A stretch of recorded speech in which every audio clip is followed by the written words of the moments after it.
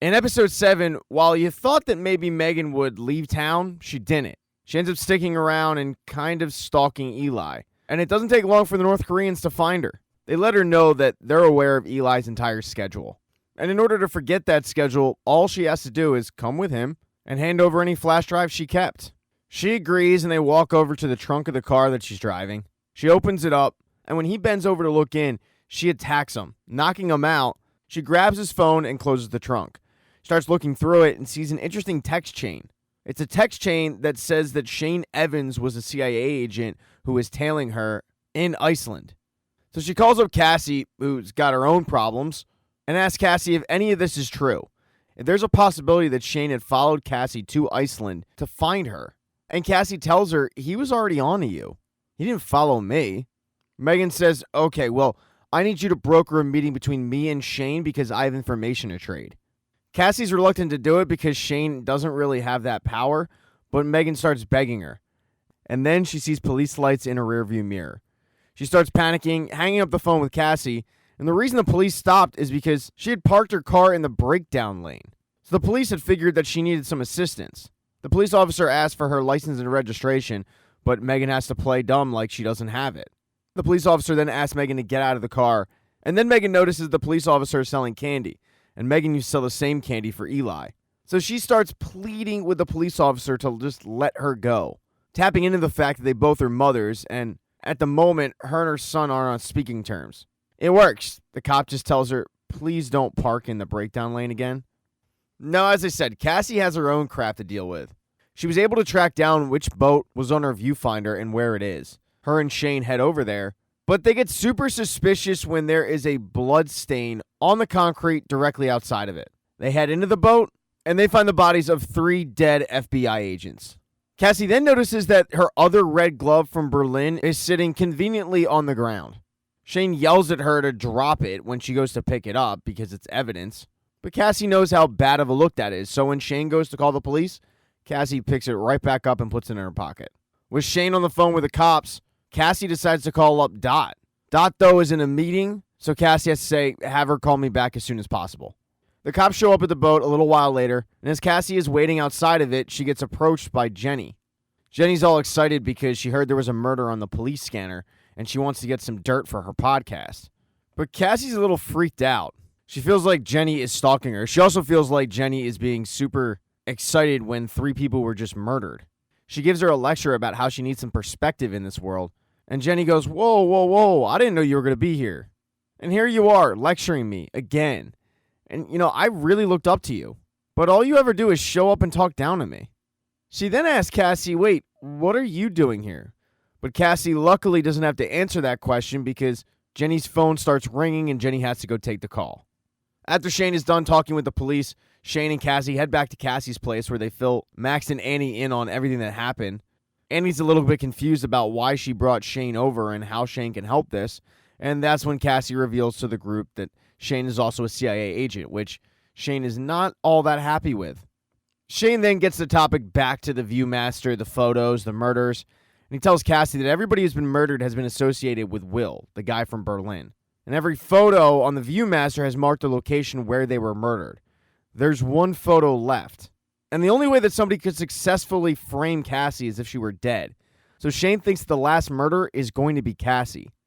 This is a lot for Cassie to take in, so she goes and hides in the bathroom to be with her thoughts. Annie comes in, and Cassie fills her in on just about everything, including the nasty conversation she had with her mother.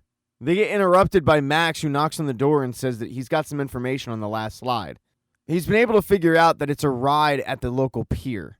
And that murder is going to have to happen that day because this is the last day the pier is going to be open for the season.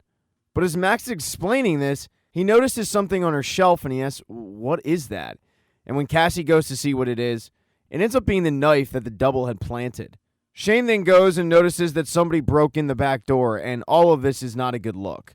I mean, clearly it wasn't Cassie, but it shows how easily the double was able to get to her. After talking to her inner self, Cassie tells the group that they need to go to the pier. They need to find the double. Annie reminds her that's exactly what the double would want if she wants to murder her, but Cassie's on a mission. She grabs a box cutter, and despite her friend's warnings, she's going to the pier. So Shane tells her, You're going to follow all of my orders because I'm going to do everything in my power to protect you. He then turns to Max and Annie and says, you two, stay put. But even though Shane told him not to go, they're right behind him. Right after Shane and Cassie arrive at the pier, Cassie hypothetically brings up a meeting between Shane and Megan if Megan had information to trade. Shane isn't even ready to process that, though. He doesn't really entertain this, quote, hypothetical, just telling Cassie to sit on a bench and don't move. If she sees the double, she is to text him immediately. He's going to walk around and try to find the double himself.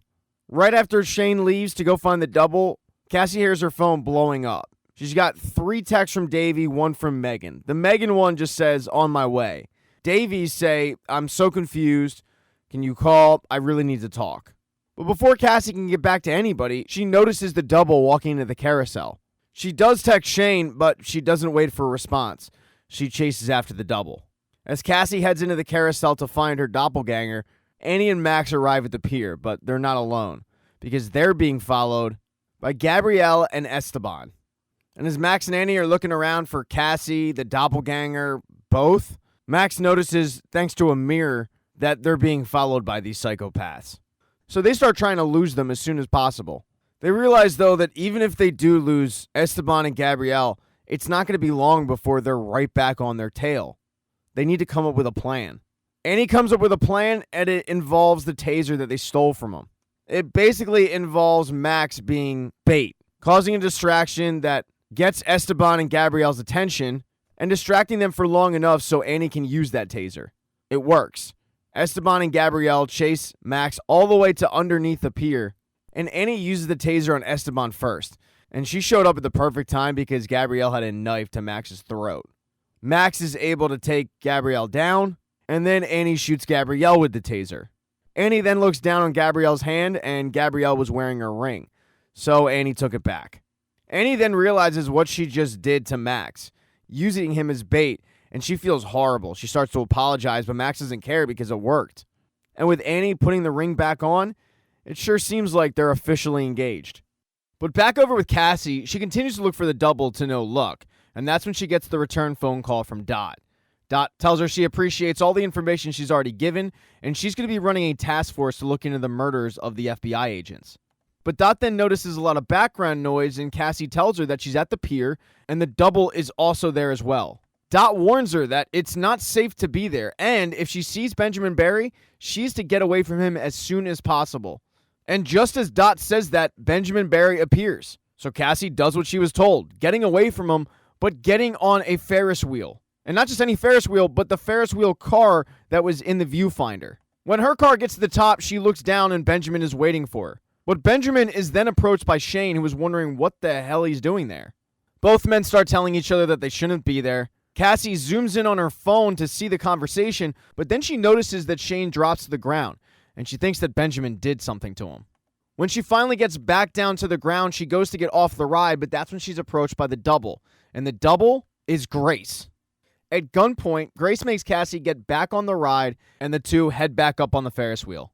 Grace, who still has a gun pointed at Cassie, says, I don't want to have to do this. And Cassie starts telling her, you don't have to. You don't have to do anything you don't want to. You don't have to do anything that Benjamin Barry wants you to do. And Grace is a little confused and says, yeah, I know I don't have to do anything that Benjamin Barry wants me to do. I just stabbed him. Because it turns out that when Shane slumped to the ground, it was because he was stabbed, and shortly after that, Benjamin was stabbed as well.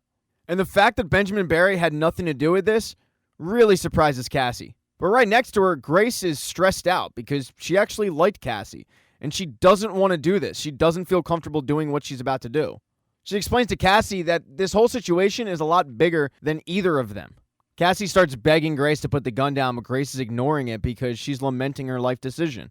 She tells Cassie that she wanted out of the army at all costs because she hated what they were making her do, and now it turns out she's doing the exact thing that she didn't want to be doing. She's killing people for somebody else. So Cassie starts asking her, well, why me? I mean, why did you plant that Viewmaster? And Grace says, what Viewmaster? What the hell are you talking about? Grace then gets back to ranting about what a predicament she's in and how she doesn't want to be doing any of this. Mainly about the fact that when this ride is over, she's going to prison. She's killed people. And the worst part about all of it is the fact that she never had a choice in the matter. Cassie tells her, Grace, you do have a choice. And Grace says, yeah, I know. I do have a choice. And then she puts the gun to her head and kills herself. And when that ride comes back down, Cassie has blood on her face and is in shock as the police wait for her. Thank you so much for checking out this recap. Please consider subscribing to the channel and subscribing to my Patreon. Hit thumbs up if you liked it. Smash that thumbs down button if you thought it sucked. If you left a comment, I don't get back to you. I usually don't check the comments unless they're like a super comment. Also, if you don't see the next video up on the end screen, not to worry, it'll be up in a day or two.